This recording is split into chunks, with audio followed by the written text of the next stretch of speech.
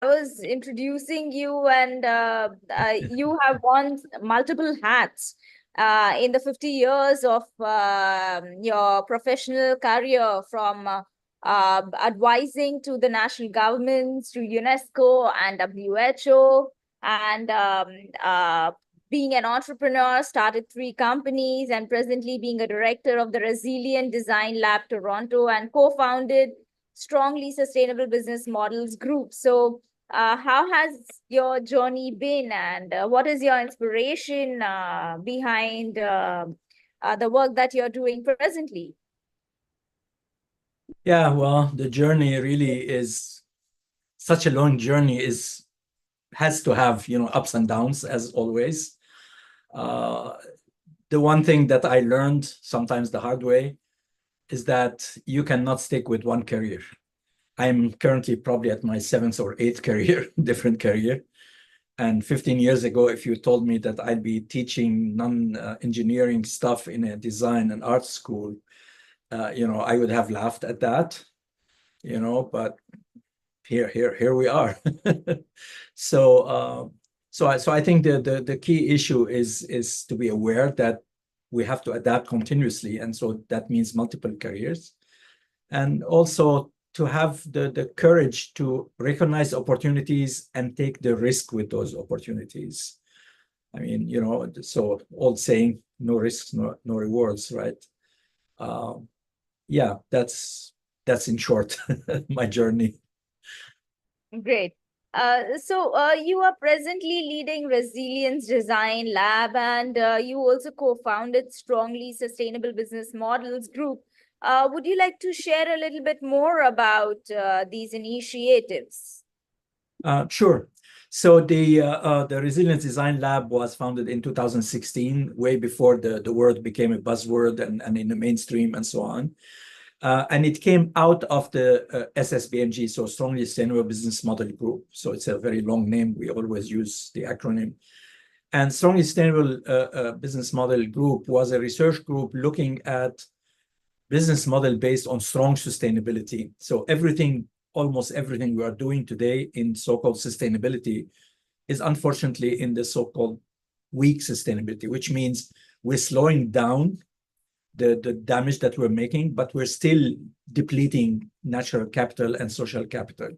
Yes, we are slowing it down, but it's still depleting. Strong sustainability says you have to be as a minimum neutral, and we aspire to be regenerative of human capital and of natural capital. So this is where it came from. At a certain point, I realized that why do we do these sustainability models and so on? Well, it's all to protect the people from what is coming, right? And I realized that business modeling is only one of the tools available to us to achieve these goals. So I started to look what are the other things that we could do, and what's the goal. And the goal was articulated as, let's try to strengthen the resilience of communities and organizations. And they have something in common. So organizations are a set of people with a certain set of rules, and communities are also a group of people with a set of different rules. But people is the common denominator, right? And so, we started from there, and we started to figure out what can we do to support the improvement of the resilience of particularly the SMEs, the small medium enterprises. I don't know about India, but I expect it's really similar to Europe and all the other countries of the world. In Canada, the small medium enterprises are about 98.7 or something like that. It varies year to year a little bit. So you can imagine that if we can't manage their transition to something more resilient, and a shock comes, whether climate or social and so on, or both, or a pandemic, or you name it, whatever it is, then we will be in serious trouble. And the top of the pyramid, the big corporations that have deep pockets and can hire the big consultants to do that, they think that they are protected, but that's not true. They just have a bit of a longer runway, right? Because think about it, in a society, if 98.7% of the organizations and communities are, not functioning well, the larger organizations are going to use their clientele, their workers, their infrastructure, and so on. And so that's why we focus primarily on the SME sectors and try to accelerate that. Yeah, and we define resilience. There are many definitions, and people do financial resilience and this resilience. We define resilience as if a system experiences a significant shock, right? It's the ability of that system to return to a stable state within a reasonable time. So a stable state does not say that we are going back to the original state. It's rarely the cause. Usually systems evolve after a shock, but they stabilize. If they are not stabilizing, that's really problematic and very dangerous for everybody. But if they stabilize, we hope that they stabilize within a realistic time. So if somebody says the system will be okay in 100 years or 200 years, that's not very helpful, right? So this is how we define resilience, the ability of a system withstanding, a big shock to return to a stable state within reasonable time. Great. And is this a tool or a technical tool, or is it purely on consulting basis? No, the lab develops, and we do also project consulting and so on, more actually knowledge transfer projects than just consulting. We don't believe the traditional consulting model is really sufficient in this case, because usually, consulting is do just enough to get the next gig and do enough to, there's no time for that. Like the transition that we need, things are happening much faster and so on. So we believe in knowledge transfer, true knowledge transfer. So one of our principles in any project that we do is we insist that there will be a team from the client side that works with us from the beginning across, like a joint team, work all across the project with us, so they learn how we do it, why we do it this way, and so on, and they'll be able, hopefully, to continue on their own later on with some minimal support from outside. So I believe that most of your clients would be based in Canada. Yeah, so far, yes. That's great. In India, we have laws and regulations for this. Like we have a CSR law, we have SEBI coming up with ESG regulations. So does Canada also has any laws related to ESG, CSR, or climate change? Many of them. So first, I need to tell you that in Canada we have 4 levels of government. So there's the federal level for entire Canada, and there is the provincial level. So and then there is the regional level, and then the municipal level. So regional level is a group of municipalities. They form a region. Sometimes the province forms a region because it's easier to manage, the infrastructure and so on there. So having 4 levels of government, each having jurisdiction over some elements of the puzzle, means that you are constantly in a dynamic body of evolving and sometimes actually devolving laws and regulations. So most of the time it progresses somewhat forward, but sometimes it regresses. We're currently facing in Ontario, we have a conservative government currently, and they are regressing on a number of things, removing parcels of land from the green belt around Toronto to develop, passing laws that there's no need for environmental review to do this and that. So it's not just the ESG, which usually is understood as reporting on the activities and so on, but it's really the core of E and S and G, which is the environment, the social aspects, and the governance. And governance is not really much, in the center of attention most of the time when people ask for that. So having said that, my personal perspective is that there has been an evolution from CSR, which is corporate social responsibility, to the ESG. It is an improvement because CSR used to be just attached in an afterthought to the activities of a corporation. Usually it came 6 to 7 years after the corporation has been profitable. And when the corporation went into any trouble financially, the first thing that gets jettisoned used to be the CSR. So as we progress to ESG, it's becoming a little bit more pressing. You know, people are demanding different things, more things. And so, but it is still, unfortunately, focused just around reporting. And the last version, in order to get more of the large corporations and so on to buy into it, there was a compromise that they can actually select on what items to report. You can see the issue, right? I mean, they made the argument that there are some things that are not applicable to them. That could be sometimes the case, but to give the corporations the right to say, well, I report on this and not on that, then there's, you know, cherry picking, you know, just where we are good, we report. When we are polluting and so on, we're not going to report. And so it's still a work in progress at the moment, in my view.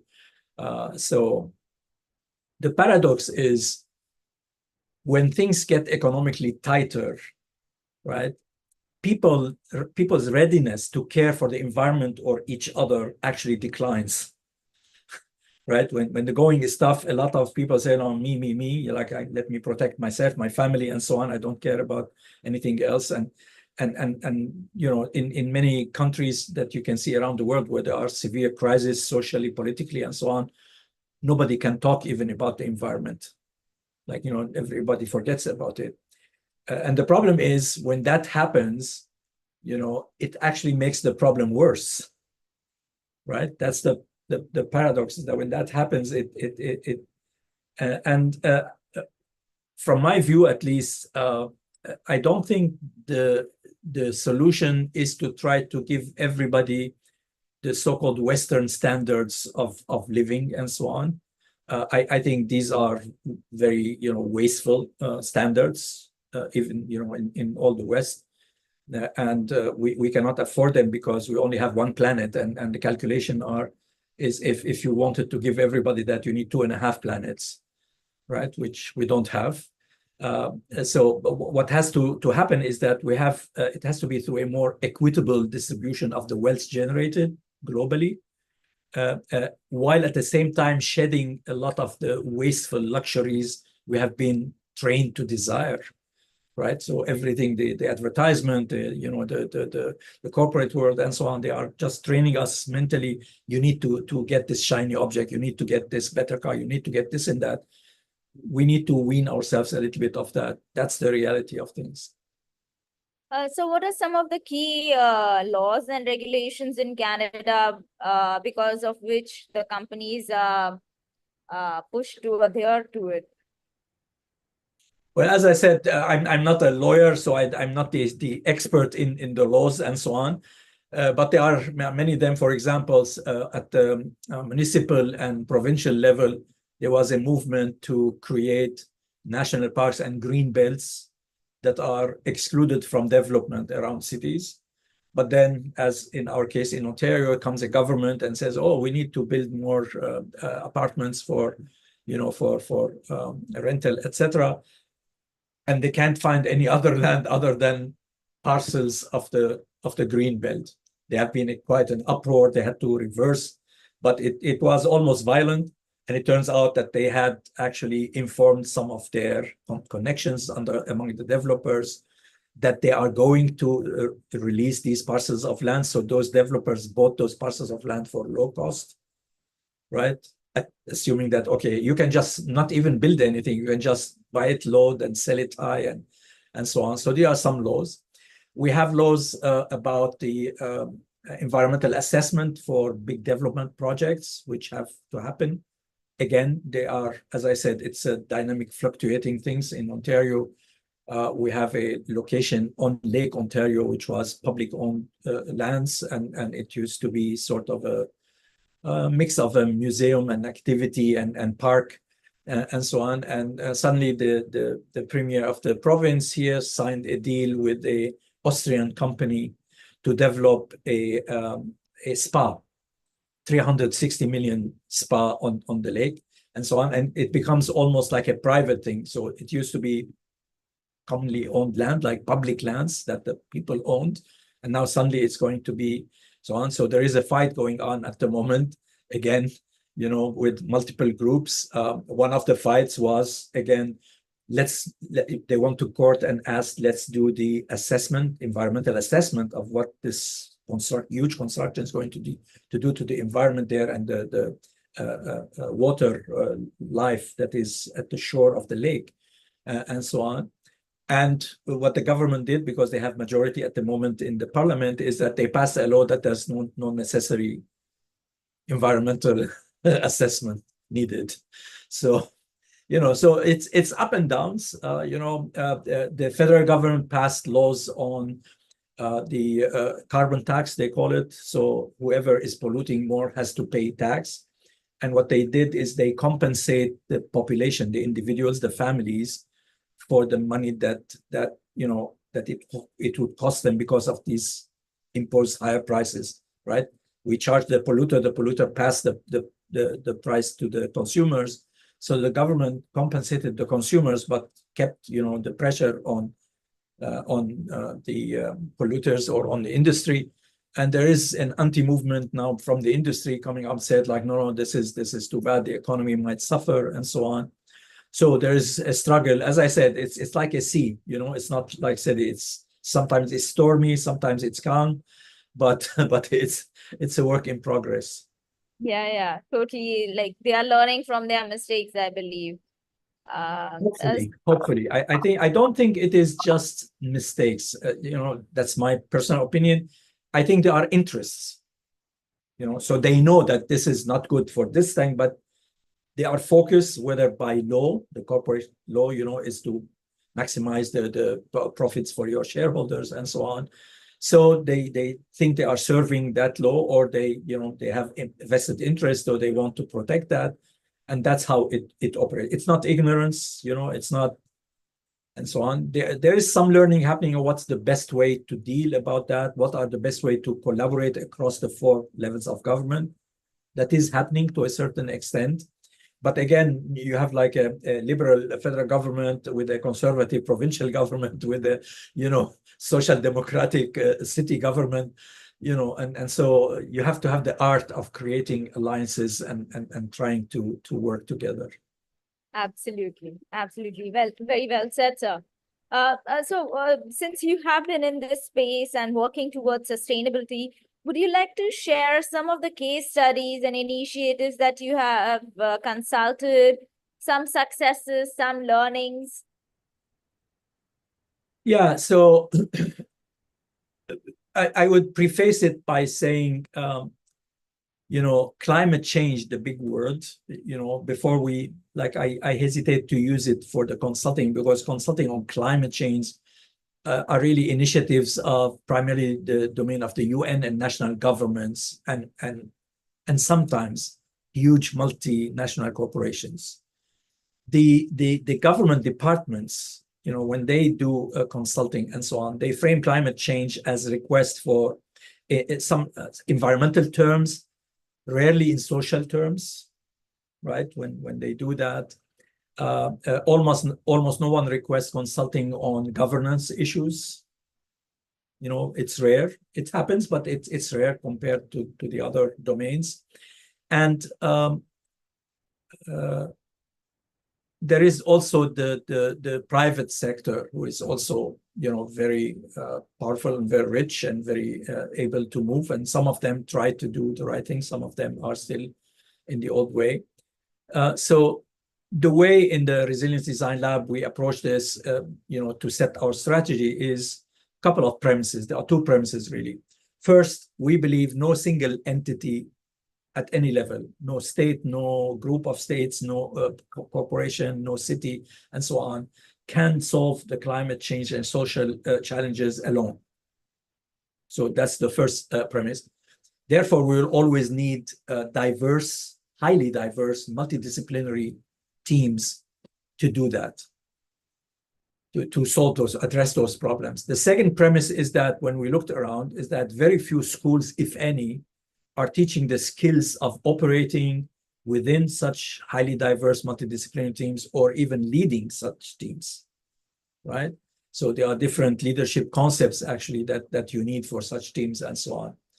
So we leverage the fact that the SFI program, the Strategic Foresight and Innovation Program, master program at the university here, attracts and trains change makers of any scale. I say of any scale because some of them come, they want to change their own career. Some of them, they come, they want to change the world and everything in between. Like, you know, we get but they all want to do change.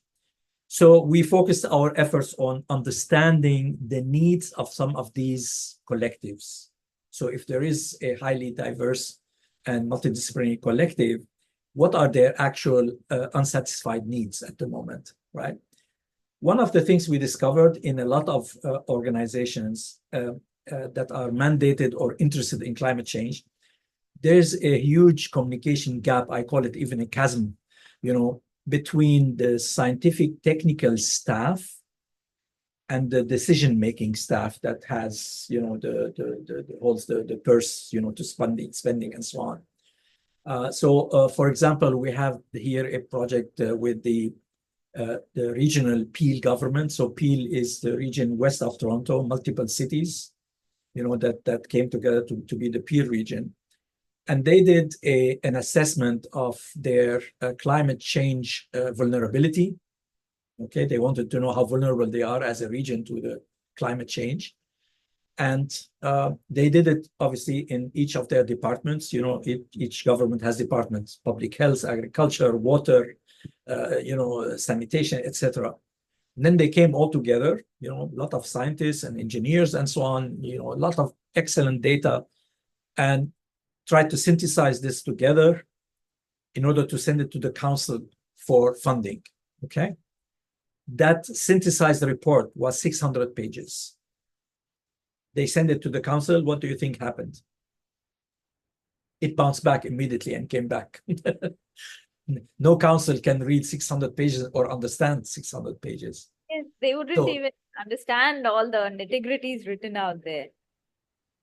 Yeah, it's, you know, it is complicated. So there is a need to translate, you know, this knowledge that is in the scientific technical part of the organization to something that the, you know, decision makers can understand, okay, collectively.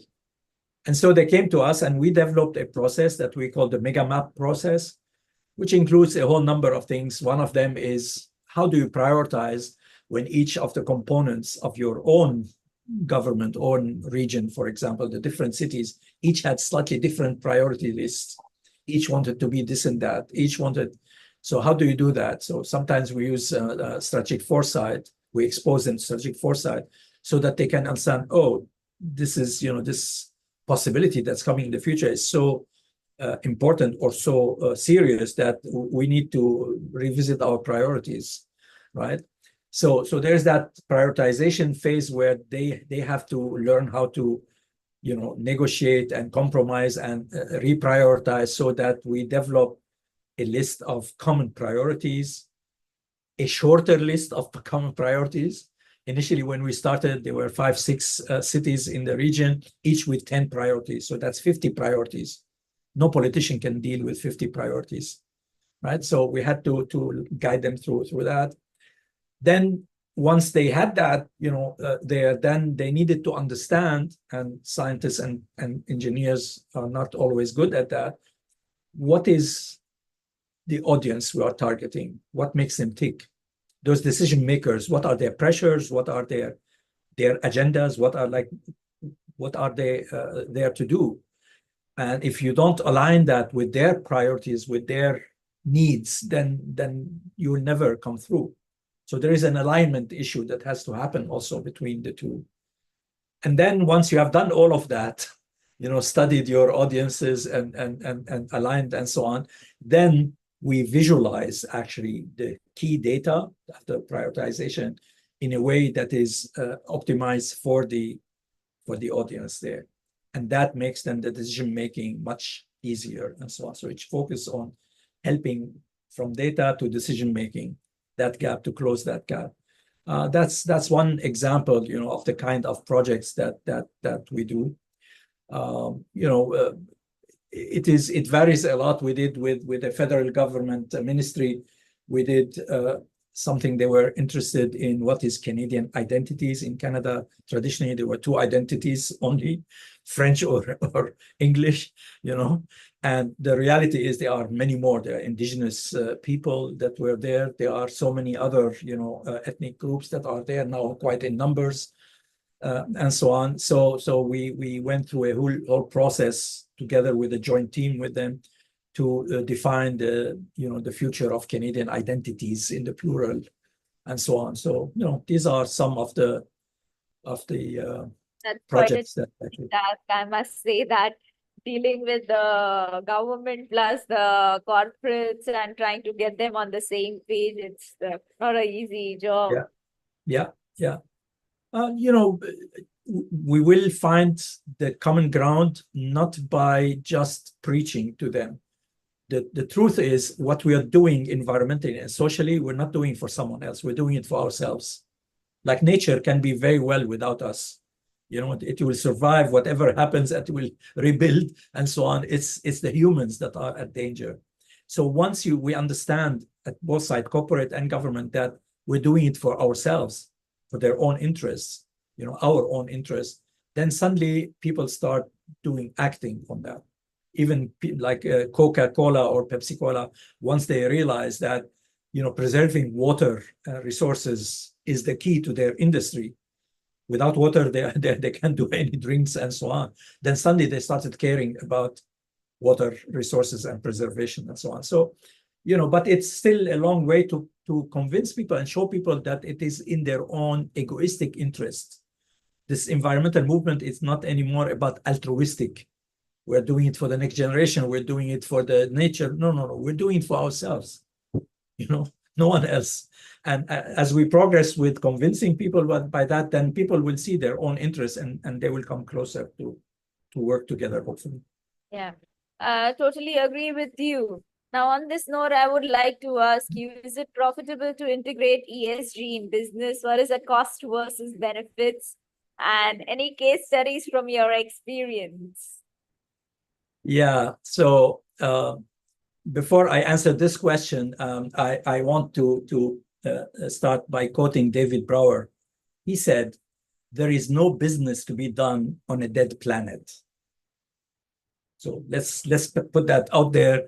Just be clear that it's profitable, not frivolous. Well, if there is a dead planet or bad environment and so on, there's no business to be done. And it's not very far. It's not like something science fiction in 100 years and so on. Already the frequency, for example, of severe weather storms and so on, and depressions of the Atlantic, for example, has been threatening the flights. So if you look at the Federal Aviation Authority, at the number of reported, not all of them come to the news because they are not spectacular always, but the frequency of events where airplanes face serious conditions and so on is increasing and accelerating. So it's not a far jump ahead to say, well, what if it gets so far that we can't fly anymore, right?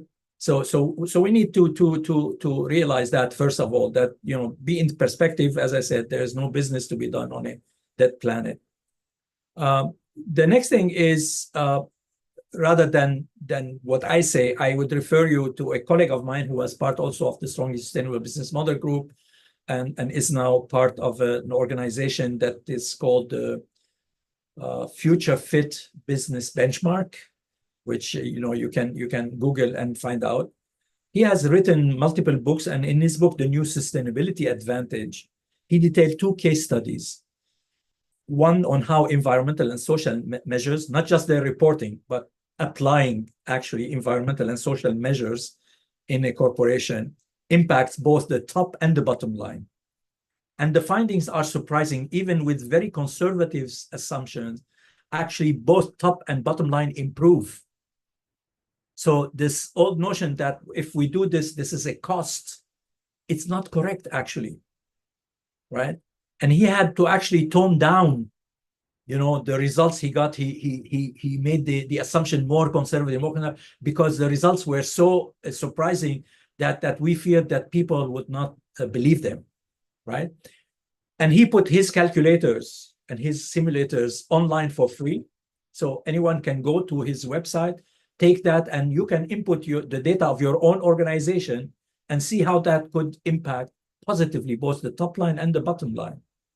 So I strongly encourage you to look into that, and use that, because we need to change that notion that, oh, it is a cost, it's not for profit, and so on. Well, unless if you are polluting, if your business is really just severely polluting the drink water of everybody, yeah, that's, whatever we do is bad for you.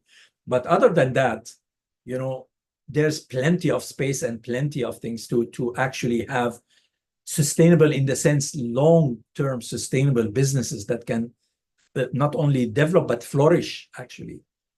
That's one of the things we developed, like the Flourishing Enterprise Institute and the Flourishing Business Canvas as a tool that we also developed here at OCAD. We want to go beyond this idea of just conservation and just doing the minimum and just reducing the harm and so on. There are ways to actually thrive in a different way, right? So if you are interested, just go. It's his website, sustainabilityadvantage.com. So that's the website, and you can find a lot of data there that shows you. And he's not the only one, but this is the one I'm most familiar with, because he's a friend and colleague, and we work together a lot of times. He used to be an executive at IBM and left that just to pursue the environmental, mission. That's very interesting. Thank you for citing this website, sustainabilityadvantage.com. Yeah.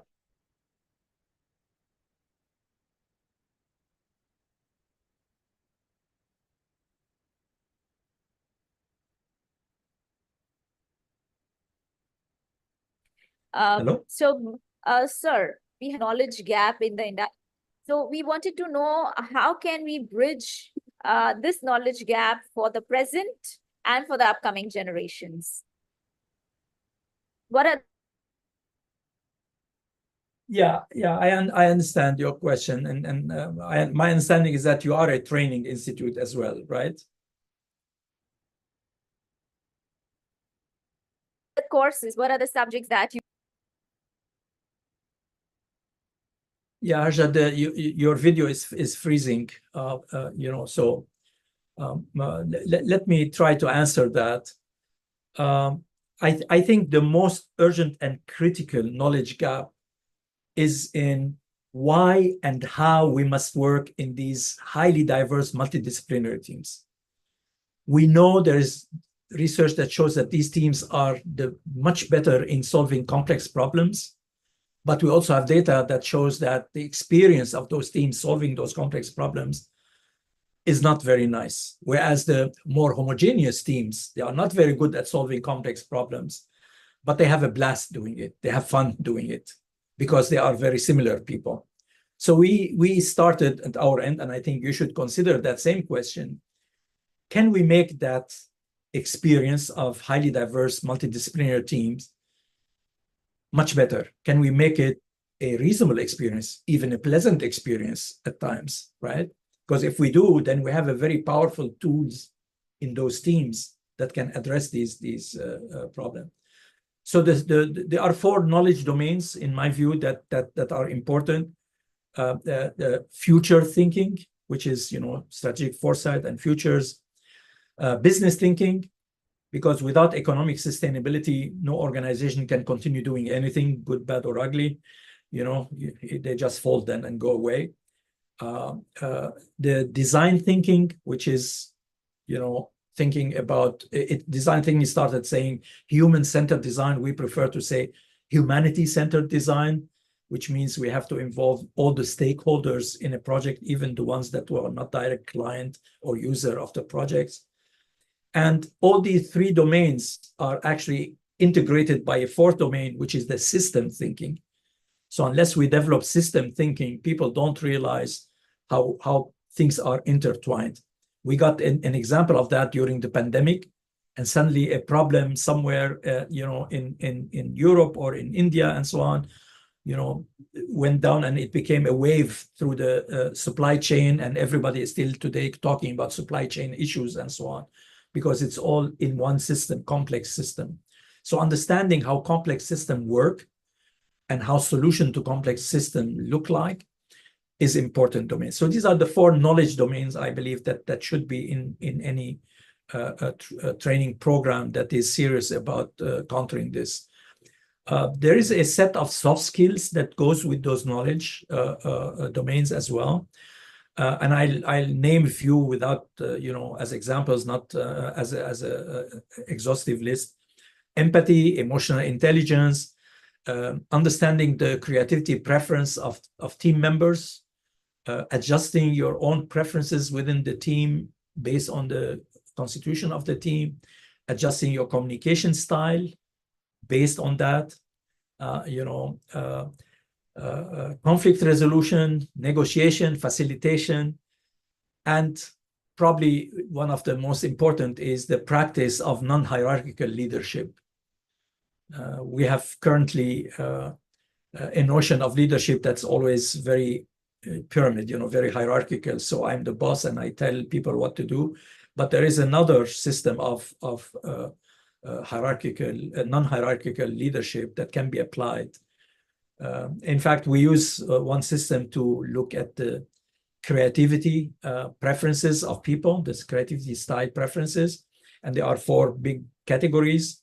We don't have the time to go into that, but I'll just tell you that the innovation process that we need to solve big problems requires all 4 types of preferences at different times in the process.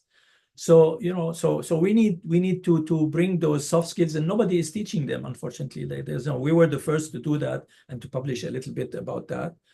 But we're hoping that we're spreading, with our graduates and so on, we're spreading the message. And hopefully you can do also something at your end with that. Yeah, it would be lovely to discuss it separately and find avenues to collaborate and work on this. Absolutely. It has been lovely learning from you with such a rich experience. I'm sure we could not encapsulate in 30 minutes of our conversation. There is so much more. And I look forward to engaging with the rich wisdom that you bring again in times to come. Thank you so much for sharing all the case studies and the work that you've done. Very challenging, very interesting, and very inspirational. Thank you so much for having me, and I look forward to any collaboration. Thank you. And if anybody wants to reach out to you, can they reach out on LinkedIn, or is there any other way? Yeah, there's LinkedIn and there's the OCAD, OCAD directory and so on, but LinkedIn is fine. Perfect. Thank you so much, and have a